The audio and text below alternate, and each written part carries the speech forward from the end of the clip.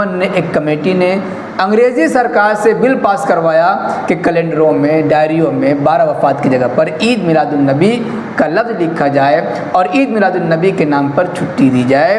اس کے بعد چھٹی منائی گئی اور پھر دیکھتے دیکھتے خرافات اور جشن شروع ہو گیا۔ السلام علیکم ورحمۃ اللہ وبرکاتہ۔ میلاد اور جلوس ہند و پاک میں انگریزوں نے ایجاد کیا، یہ کہنا ہے مفتی امتیاز پلاموی دیوبندی کا۔ جانتے ہیں کہ یہ شخص جھوٹا ہے، بد مذہب ہے، بد عقیدہ ہے اور یہ سنیوں پر ہر آئے دن اپنی طرف سے الزام لگانے کی کوشش کرتا ہے۔ آج میں ثبوت کے ساتھ بتاؤں گا کہ اشرف علی دیوبندی اور رشید احمد گنگوہی، ان کے پیر و مرشد حاجی امداد اللہ مہاجر مکی، ان کا موقف کیا ہے۔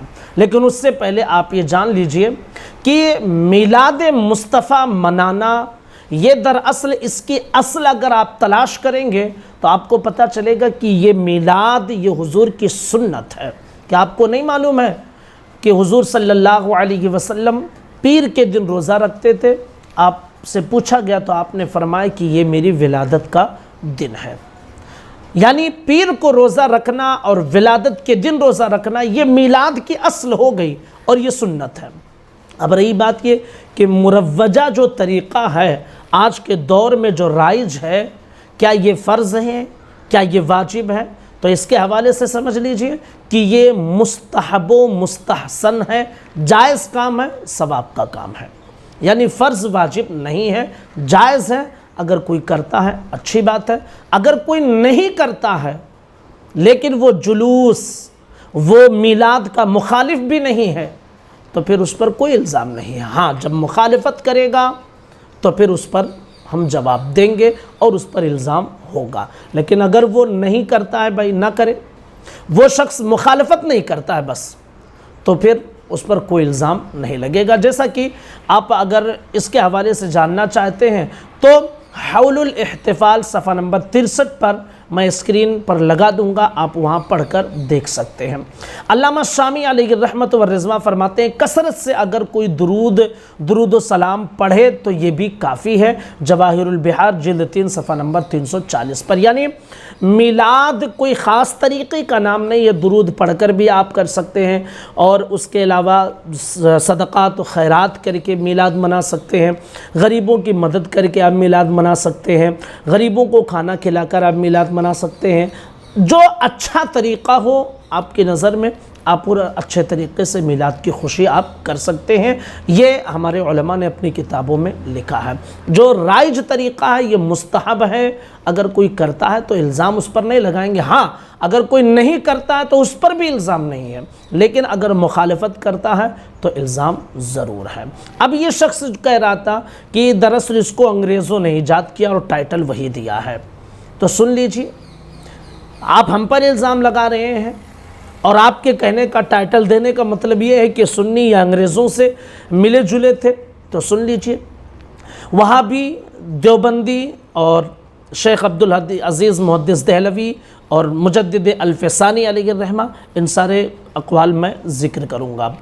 تھانوی صاحب اور رشید احمد گنگوہی صاحب اور اس کے علاوہ دیگر علماء دیوبند کے مرشد ہیں حاجی امداد اللہ مہاجر مکی۔ وہ لکھتے ہیں تمامی حرمین کے لوگ میلاد مناتے ہیں، یعنی مکہ اور مدینہ میں جتنے لوگ ہیں سب میلاد مناتے ہیں، ہمارے لیے یہی حجت کافی ہے۔ حوالہ شمائم امدادیہ صفحہ نمبر 87۔ تو سنی پر الزام لگانے سے پہلے اپنے شیخ حاجی امداد اللہ مہاجر مکی پر آپ الزام لگائیے۔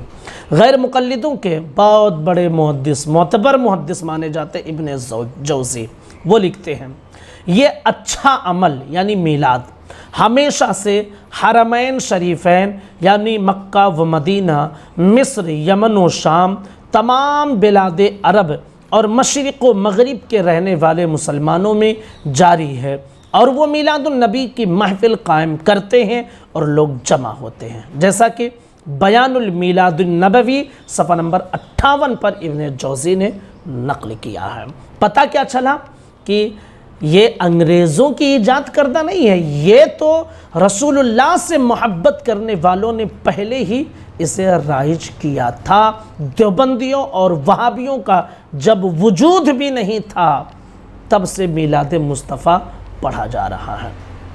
اور دیکھیے یہ دیوبندی کہتے ہیں کہ ہم شیخ ولی اللہ محدث دہلوی کے نقش قدم پر ہیں، شیخ عبدالعزیز محدث دہلوی کے نقش قدم پر ہے، تو سن لیجئے شیخ ولی اللہ محدث دہلوی، شیخ عبدالعزیز محدث دہلوی، یہ وہ بزرگ ہیں، سنی بھی انہیں مانتے ہیں، دیوبندی بھی مانتے ہیں۔ سن لیجئے آپ دھیان سے، شاہ ولی اللہ محدث دہلوی اور ان کے صاحبزادے شاہ عبدالعزیز محدث دہلوی رحمت اللہ علیہ کا معمول تھا کہ 12 ربیع الاول کو ان کے یہاں لوگ جمع ہوتے، آپ ذکر ولادت فرماتے، یعنی حضور کی ولادت کا ذکر فرماتے، پھر کھانا اور مٹھائی تقسیم کرتے تھے، جسے آج سنی نیاز کہہ دیتا ہے۔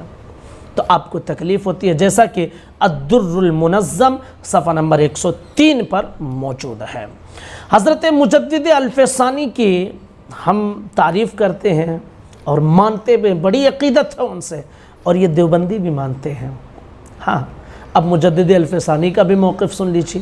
مجدد الفسانی علیہ الرحمہ کا میلاد کے حوالے سے موقف یہ فرماتے ہیں، میلاد النبی نعت خوانی اور قصائد خوش الہانی سے پڑھنا جائز ہے، جیسا کہ مکتوبات ربانی جلد دوم سوم صفحہ نمبر 489 پر موجود ہے۔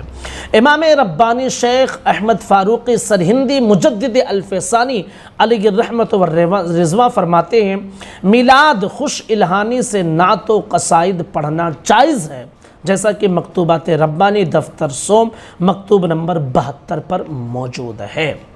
تو دیکھ لیجئے یہ انگریزوں کی ایجاد کردہ نہیں ہے، انگریزوں کے زمانے سے پہلے ہی میلاد مصطفیٰ کا رواج تھا، میلاد مصطفیٰ منایا جاتا تھا، میلاد لوگ پڑھتے تھے۔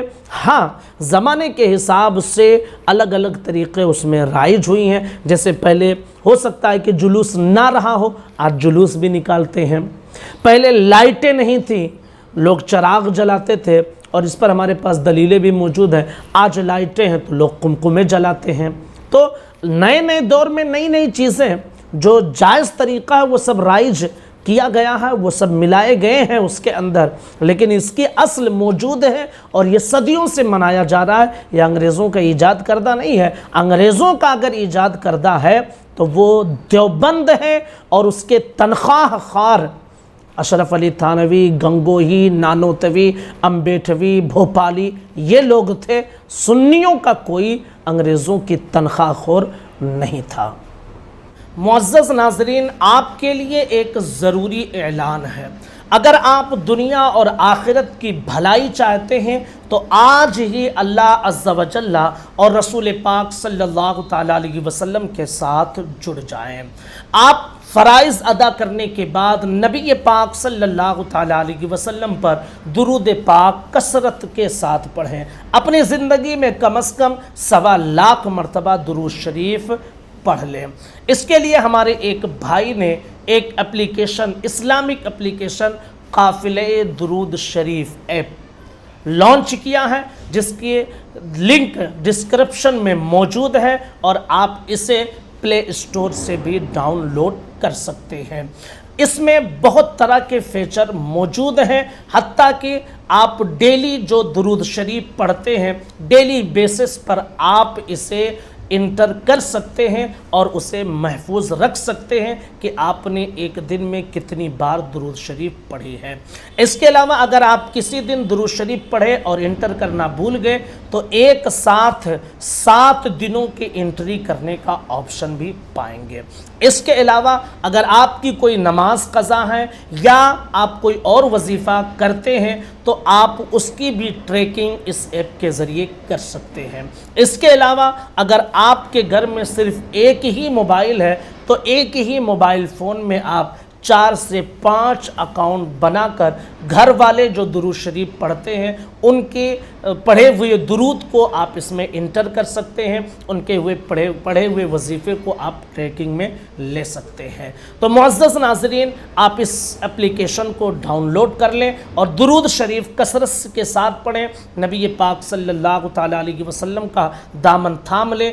درود شریف یہ ایک ایسی عبادت ہے جو اللہ رب العزت کی بارگاہ میں قبول ہو جاتی ہے، تو درود شریف پڑھنے کی عادت ڈال لیں اور اللہ اور اس کے رسول کے ساتھ جڑ جائیں۔ اللہ تعالیٰ آپ سب کو جزائے خیر عطا فرمائے، آمین ثم آمین بجاہ النبی الکریم۔